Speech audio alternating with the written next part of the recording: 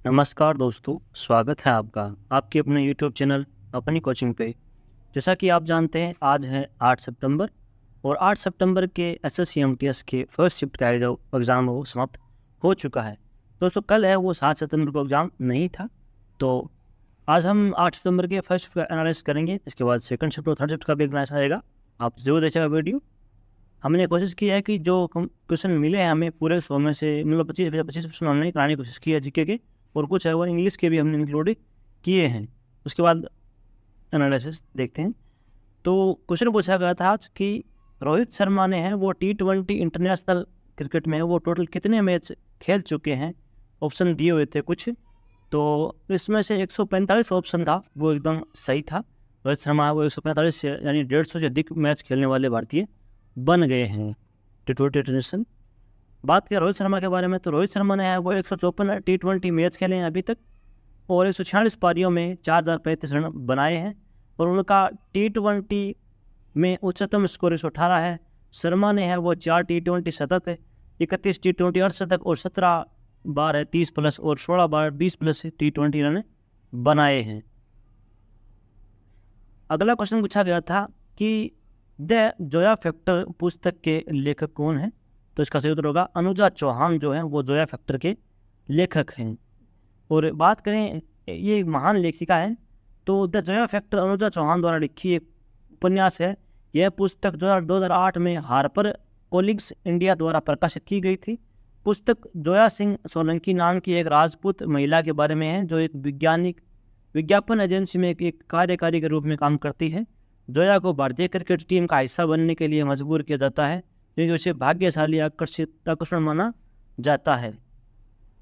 बात करें इस उपन्यास के बारे में, तो यह द जोया फैक्टर पर सोनम कपूर और दुलकर सलमान अभिनीत एक फिल्म आधारित है। इसके निर्देशक है वो अभिषेक शर्मा ने इस फिल्म को बनाया है, तो इस उपन्यास पे वो फिल्म भी बन चुकी है। अगला क्वेश्चन पूछा गया था कि इस अनसुटेबल बॉय पुस्तक के लेखक कौन है। तो इसका सही उत्तर होगा करण जौहर। कल इससे ही सिमिलर क्वेश्चन था ये, इसमें ए अनसुटेबल। कल क्वेश्चन पूछा गया था कि ये सुटेबल बॉय के लेखक कौन है, तो इसका उत्तर था विक्रम सेठ। कल विक्रम सेठ के बारे में पूछ लिया गया था ए सुटेबल बॉय, और आज पूछा है ए अनसुटेबल बॉय, तो आप ध्यान रखिएगा। तो अनसुटेबल बॉय की बात करें करण जौहर की, तो ये करण जौहर की पुस्तक है और यह पुस्तक वो करण जौहर के जीवन की कहानी है और उनके बचपन से शुरू होकर उनके जीवन की विभिन्न घटनाओं पर प्रकाश डालती है। और पुस्तक में करण जौहर के जीवन के एक पहलू का जिक्र है, चाहे वह उनके पिता के निधन के बाद धर्मा प्रोडक्शन संभालना हो और उनके शाहरुख खान के बीच आई हल्की फुल्की दरार। पुस्तक एक ईमानदार, दिल को छू लेने वाली और करण जौहर के जीवन और बॉलीवुड के कारोबार का व्यक्तिगत विवरण करती है। इसमें बहुत कुछ आपको सीखने को मिल सकता है उस पुस्तक से। अगला क्वेश्चन है कि सांची का स्तूप है उसका निर्माण किसने करवाया था। तो इस स्तूप का निर्माण है वो सम्राट अशोक ने करवाया था। बात करें कब करवाया, तो सम्राट अशोक ने है वो 3री शताब्दी ईसा पूर्व में सांची के स्तूप का निर्माण करवाया था और अशोक ने अपनी धर्मपत्नी महादेवी सत्य कुमारी को निर्माण कार्य सौंपा था। सांची का स्तूप है वो मध्य प्रदेश के रायसेन जिले में स्थित है। तो आपसे ये कल पूछा गया था कि सांची का स्तूप है वो कहाँ स्थित है, तो मध्य प्रदेश में है। और कल दो क्वेश्चन पूछे गए थे, पहले शिफ्ट में पूछा गया था कहाँ है और बाद में पूछा गया किसने बनवाया, तो अशोक ने बनवाया। तो ये क्वेश्चन दोबारा रिपीट हो गया है, तो आप इस क्वेश्चन पर दोबारा पढ़ के जाइएगा कि हो सकता है आपसे ये क्वेश्चन भी दोबारा रिपीट हो सके। तो ये जो भी क्वेश्चन हम पढ़ा रहा हूँ मैं एक्स्ट्रा फैक्ट के साथ, क्वेश्चन यहीं से बनेगा, बाहर से नहीं बनेगा। ये आप देख लेंगे अंत समय में, तो ये आपके लिए यही बहुत काफ़ी होगा। अगला क्वेश्चन है कि पुरुष कबड्डी के ग्राउंड की लंबाई कितने मीटर होती है। तो इसका सही उत्तर होगा 13 मीटर बाई 10 मीटर। 13 मीटर लंबी, 10 मीटर चौड़ी। और बात करें इसके बारे में कंप्लीट, तो लंबाई की बात तो हमने कर ली है। और मैदान को 2 समान भागों में बांटने वाली रेखा को सेंटर लाइन कहते हैं। महिलाओं के लिए कबड्डी का मैदान है वो 12 मीटर × 8 मीटर चौड़ा होता है और कबड्डी का मैदान एक आयताकार क्षेत्र का होता है। मैदान के दोनों ओर 1 मीटर चौड़ी पट्टी होती है। तो पुरुषों का मैदान है कबड्डी का वो इतना होता है और महिलाओं का वो इतना होता है। तो 13 मीटर बाई 10 मीटर पुरुषों का, 12 मीटर बाई 10 मीटर है वो महिलाओं का। अगला क्वेश्चन है कि गांधी जी ने है वो दांडी यात्रा के उपरांत में कौन सा आंदोलन शुरू किया था। तो इसका सही उत्तर होगा सविनय अवज्ञा आंदोलन। बात करें इसके बारे में तो सविनय अवज्ञा आंदोलन है वो 6 अप्रैल 1930 को है वो समाप्त हुआ था। इसने भारतीय स्वतंत्रता आंदोलन को गति दी थी और राष्ट्रव्यापी सविनय अवज्ञा आंदोलन शुरू किया था जो कि 1936 तक जारी रहा था। गांधी जी ने यह आंदोलन तब शुरू किया था जब ब्रिटिश सरकार ने उनकी 11 मांगों पर सकारात्मक प्रतिक्रिया नहीं दी थी। अगला क्वेश्चन पूछा गया था कि उत्तरी अमेरिका और दक्षिणी अमेरिका के बीच में कौन सा महासागर है, तो इसका सही उत्तर होगा प्रशांत महासागर। दोस्तों प्रश्न में कन्फ्यूजन थी कि उसमें दिया हुआ था कुछ कि उनके मध्य क्या क्या है, तो महासागर प्रशांत महासागर है और पनामा का जल डमरू भी उन्हीं के मध्य है, वो अलग करता है उनको। तो इनके बारे में कंप्लीट बात करें, कुछ हमसे कन्फ्यूजन ना हो, कि उत्तरी अमेरिका और दक्षिणी अमेरिका के बीच में वो प्रशांत महासागर स्थित है। प्रशांत महासागर 60 डिग्री दक्षिण के समानांतर से लेकर आर्कटिक महासागर तक फैला है। यह पश्चिम में एशिया और ऑस्ट्रेलिया महाद्वीपों और पूर्व में उत्तरी अमेरिका और दक्षिण अमेरिका महाद्वीपों के बीच स्थित है। और उसकी उत्तरी अमेरिका की सीमा है वो उत्तर के आर्कटिक महासागर और पूर्व में अटलांटिक महासागर, दक्षिण पूर्व में दक्षिणी अमेरिका और कैरिबियन सागर और पश्चिम और दक्षिण में प्रशांत महासागर से लगती हैं। तो पनामा का स्थल जल डमरू है वो दक्षिणी अमेरिका को उत्तरी अमेरिका से जोड़ता है और यह उत्तरी अटलांटिक को प्रशांत महासागर से अलग करता है। यह सबसे संकरे बिंदु पर 30 मीटर चौड़ा है। तो आपसे ये कल पूछा गया था, तो लगता है मुझे यही पूछा गया है कि पनामा का स्थल जल डमरू है वो दक्षिणी अमेरिका को उत्तरी अमेरिका से जोड़ता है। आपको हो सकता है इसमें मैंने जो बताया है उसमें आप कन्फ्यूजन हो, समझ में नहीं आएगा सर ने क्या होता है, तो आप है वो इस मानचित्र के द्वारा समझ सकते हैं कि ये यहाँ पे प्रशांत महासागर है, यहाँ पे अटलांटिक महासागर है, ये दक्षिणी महासागर है, ये उत्तरी अमेरिका है, ये भूमध्य रेखा है। तो आप इससे समझ सकते हैं कि कहाँ कौन सा जगह स्थित है। अगला क्वेश्चन पूछा गया था कि पहले जनजातीय खेल की शुरुआत कब हुई थी भारत में, तो इसका सही उत्तर होगा कि 9 से 12 जून 2023 में। ये करंट का क्वेश्चन पूछा गया था, तो इसकी शुरुआत हुई थी। और बात करें इसके बारे में तो पहला खेलो इंडिया जनजातीय खेल राष्ट्रीय प्रतियोगिता है वो 12 जून 2023 को उड़ीसा के भुवनेश्वर में आयोजित किया गया था। तो आपसे ये पूछ सकते हैं कि कहाँ का आयोजित किया गया था, उड़ीसा के भुवनेश्वर में। और छत्तीसगढ़ और झारखंड की महिला फुटबॉल टीमों के बीच खेले गए फाइनल मैच में छत्तीसगढ़ की टीम ने झारखंड को ट्राई ब्रेकर में 2-0 से हराकर गोल्ड मेडल अपने नाम किया था। पहला जनजातीय खेल महोत्सव उड़ीसा सरकार और केंद्रीय संस्कृति मंत्रालय का एक संयुक्त प्रकाश था। तो आपसे पूछ सकते हैं कि इसका आयोजन कौन से राज्य में हुआ, तो उड़ीसा में हुआ था। कब हुआ था, तो 12 जून 2023 को इसका पहला संस्करण हुआ था। जीता कौन था, तो छत्तीसगढ़ की टीम जीती थी और हारी कौन थी, झारखंड की टीम। तो आपसे ये जो भी पॉइंट बने हैं वो आप याद कीजिएगा। अगला क्वेश्चन पूछा गया था कि ब्राह्मण समाज की स्थापना किसने की थी। ये क्वेश्चन दोस्तों पता नहीं कितनी बार पूछ लिया गया था CMTS में। तो इसका सही उत्तर होगा कि राजा राममोहन राय ने वो ब्रह्म समाज की स्थापना की थी। राजा राममोहन राय ने वो 20 अगस्त 1928 को कलकत्ता के द्वारकानाथ टैगोर और अन्य लोगों के साथ ब्रह्म समाज की स्थापना की थी। तो आपसे पूछ सकते हैं कि इसकी डेट पूछेगा तो ये हो गई कहाँ, तो कलकत्ता में। तो ब्रह्म समाज का उद्देश्य है वो विभिन्न धार्मिक विश्वासों वाले लोगों को एकजुट करना और समाज में फैली कुरीतियों को दूर करना था।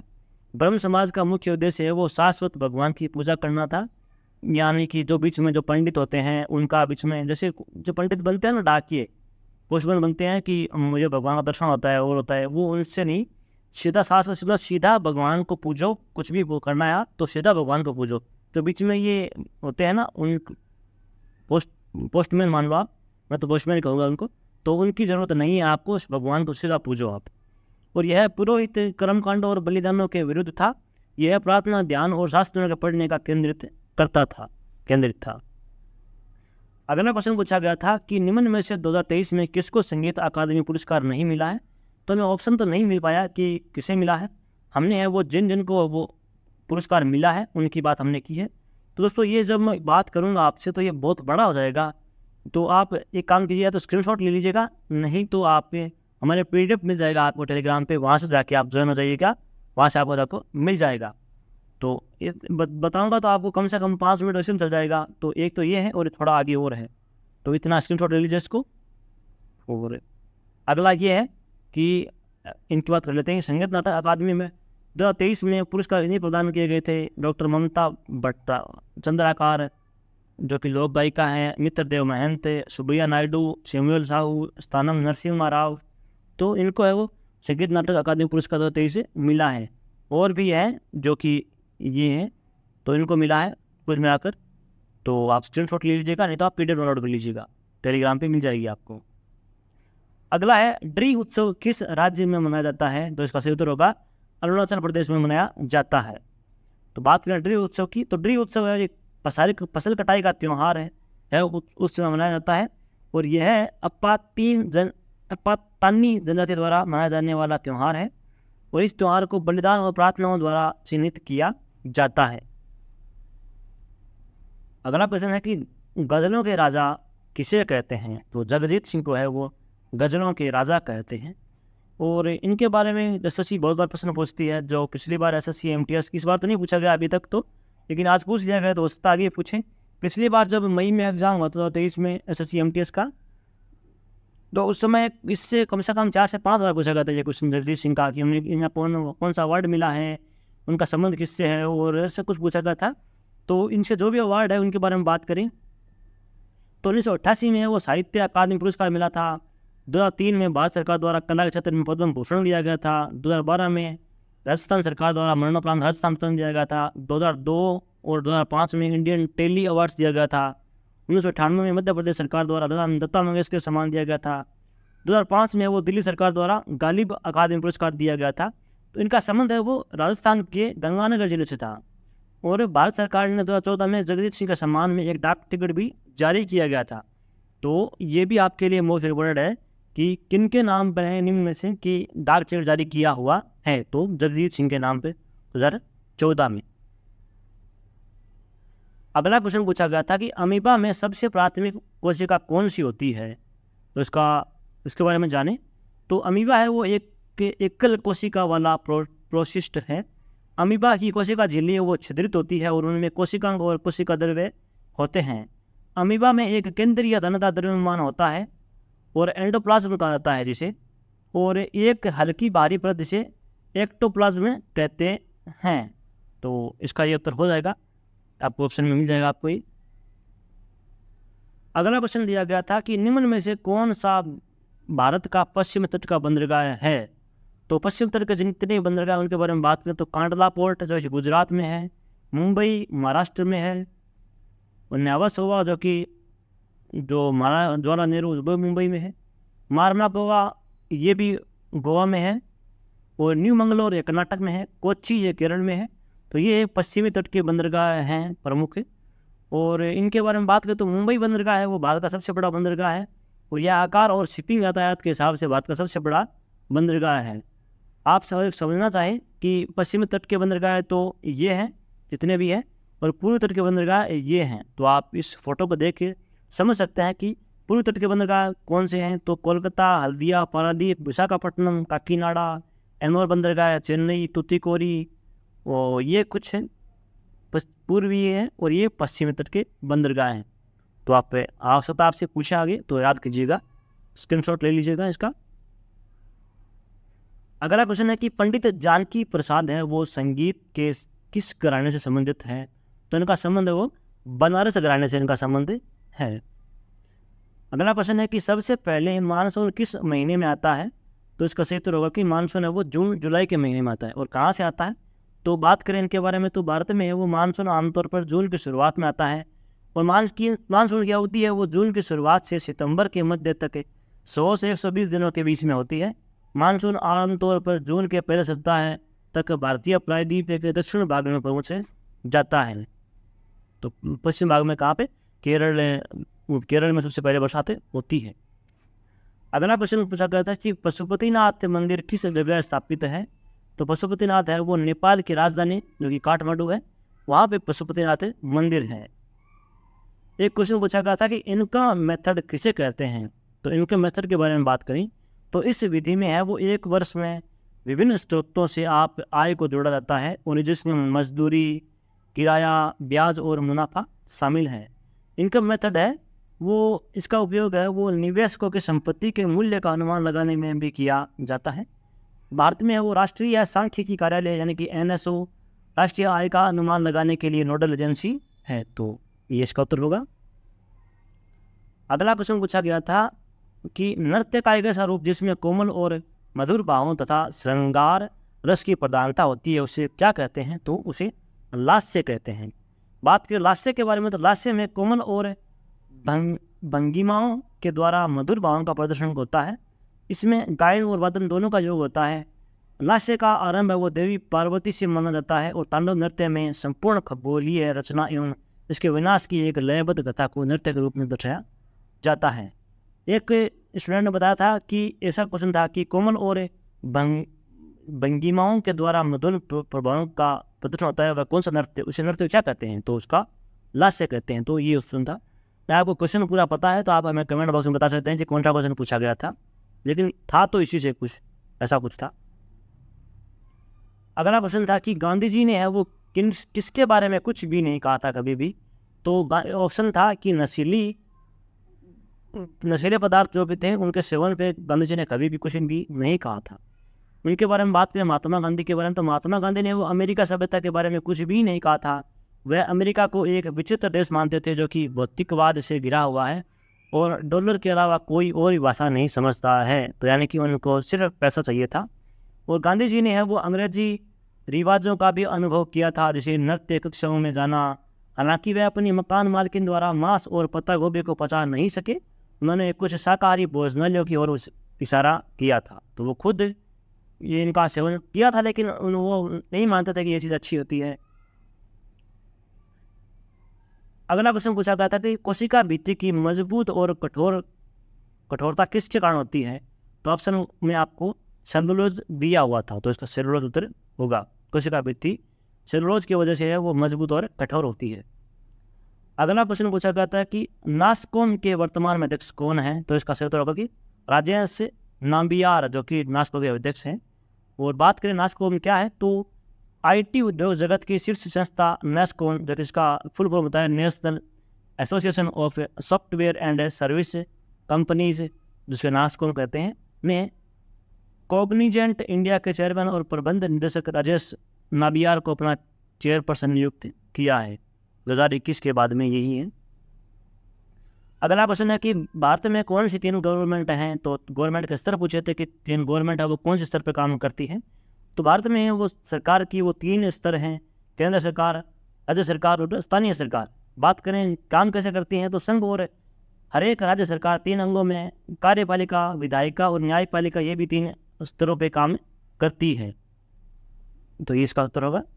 अगला क्वेश्चन है कि रोशन कुमारी शास्त्रीय संगीत के किस घराने से संबंधित है, तो इनका संबंध है वो कथक से है, और कथक के भी जयपुर घराने से संबंधित है ये हैं। और ये एक महान नृत्यांगना थी। और रोशन कुमारी ने कथक को बढ़ावा देने वाली अकादमी नृत्य कला केंद्र मुंबई की स्थापना भी की थी, तो ये इसलिए इम्पोर्टेंट हो जाती है।